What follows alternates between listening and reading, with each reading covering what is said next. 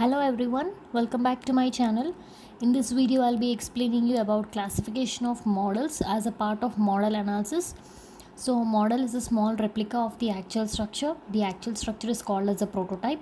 So before construction or manufacturing the actual machine or structure called the prototype, we generally prepare models of it.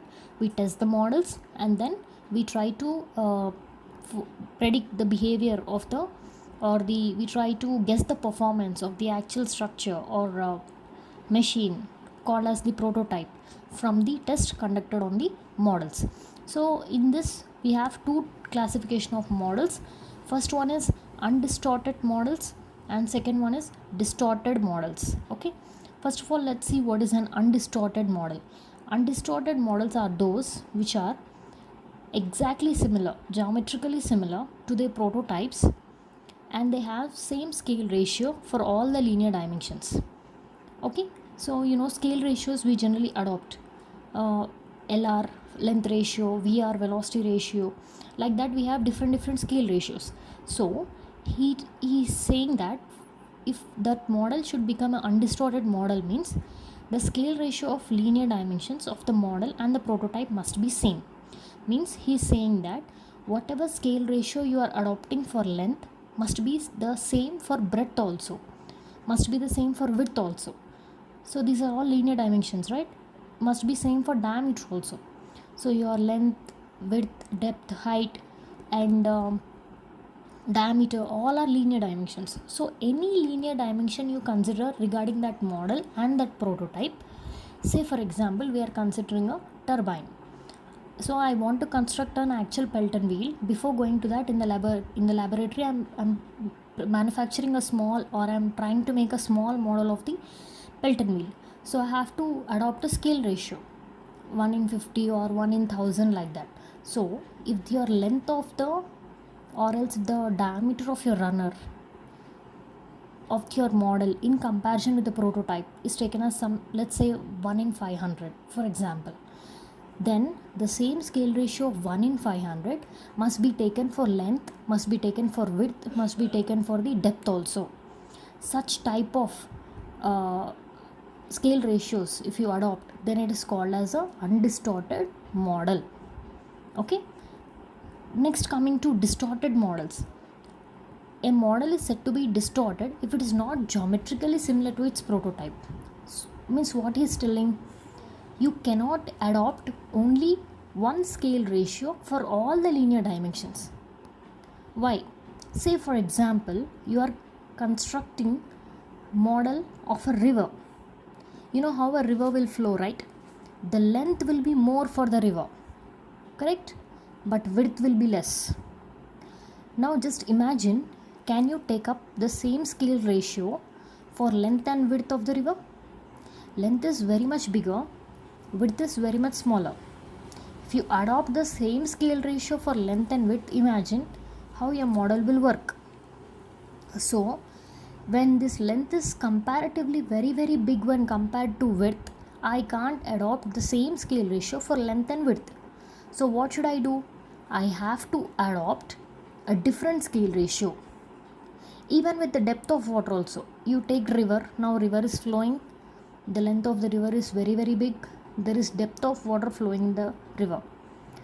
Can you adopt the same depth of same scale ratio for length and depth?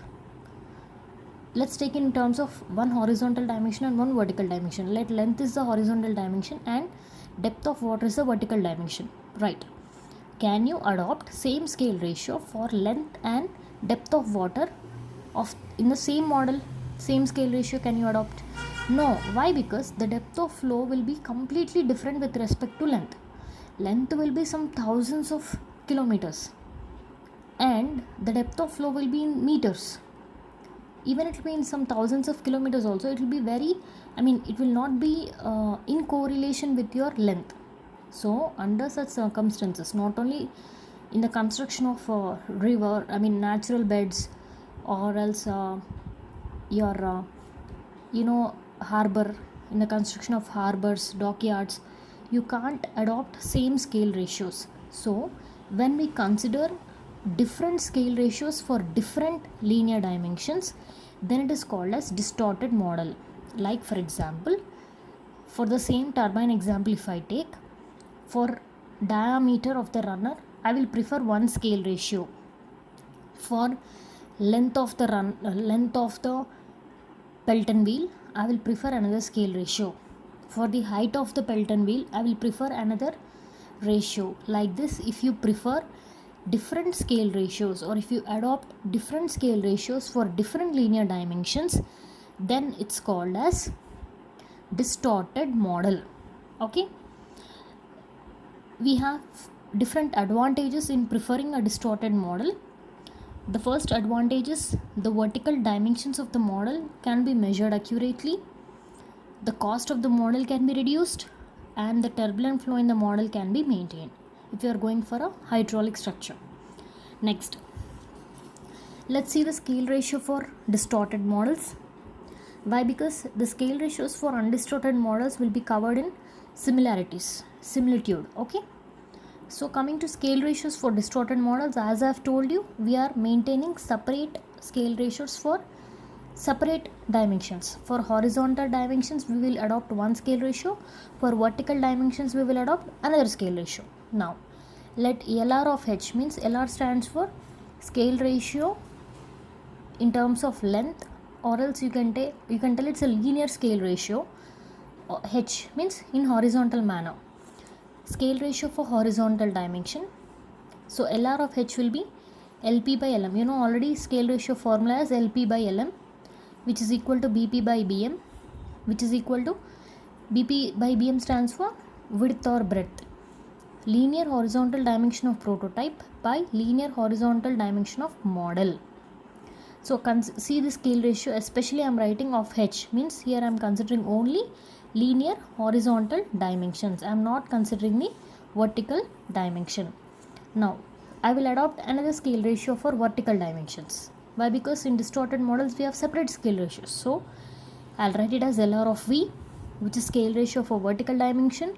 So LR of V equal to linear vertical dimension of prototype by linear vertical dimension of model, which is HP by HM in terms of heights. Vertical dimensions mean generally you have heights and depths. So HP by HM. Let's continue. So keeping in view this LR of H and LR of V, let's try to write some scale ratios for mostly used physical quantities like velocity, area of flow and discharge. Okay, so let's start with scale ratio for velocity. Let Vp is equal to velocity of the fluid in the prototype, Vm is velocity of the fluid in the model, then Vr means velocity ratio, which is Vp by Vm.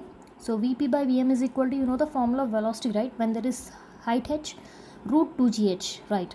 So for Vp it becomes root 2ghp by, for Vm it becomes root 2ghm. So your 2g will get cancelled. You'll be left with under root of hp by under root of hm, which is totally under root of hp by hm. Just now I told you what is hp by hm is equal to LR of V, right? Scale ratio for vertical dimension, right? So this becomes under root of LR of V. Next, let's see the scale ratio for area of flow. Area of flow for prototype AP, which is equal to BP into HP, means horizontal dimension into vertical dimension. Next, AM is area of flow in the model, which is equal to BM into HM. Therefore, AP by AM, scale ratio for area will be equal to BP into HP by BM into HM. BP by BM is scale ratio in terms of horizontal dimension, LR of H, into HP by HM is scale ratio for vertical dimension into LR of V. Next comes scale ratio for discharge. QP is discharge through prototype, AP into VP. Why? Because Q equal to A into V. Next, QM, discharge through model, which is AM into VM. Therefore, QP by QM will be equal to, just substitute AP into VP by AM into VM.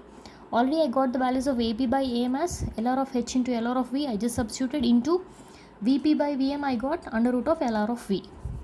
So this is LR of H into, this is LR of V into LR of V to the power of 1 by 2 if I remove the under root. So take the LCM, 1 plus 1 by 2 will be 3 by 2. So finally my scale ratio for discharge for distorted model will be LR of H into LR of V to the power of 3 by 2. So when you are solving for problems related to distorted models, for sure you'll be given two scale ratios, what to adopt for horizontal dimensions, what to adopt for vertical dimensions. Then accordingly, using these scale ratios formulas, you should solve the unknowns. Okay, so hope you understood this video, and thank you.